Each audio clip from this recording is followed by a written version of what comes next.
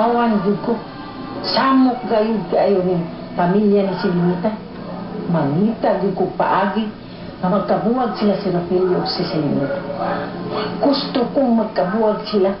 Kay gusto ko gud nga si Rogelio maminyo gud ngadto sa anak ni Don Emmanuel.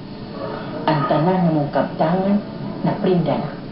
Ug imbarguhuno na kini sa banay nga di Diyos. Pusa, kinahanglan nga magkapuwag gud sila si Selenita o si Rogelio.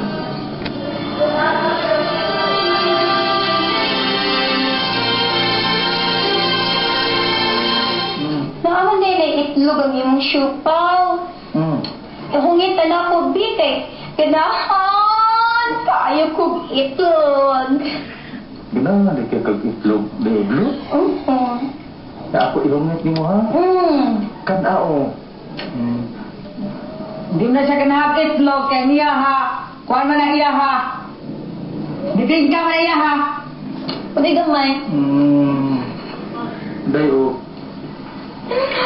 Sabtong. Uy, naman din, di kayo ni sukawan ni.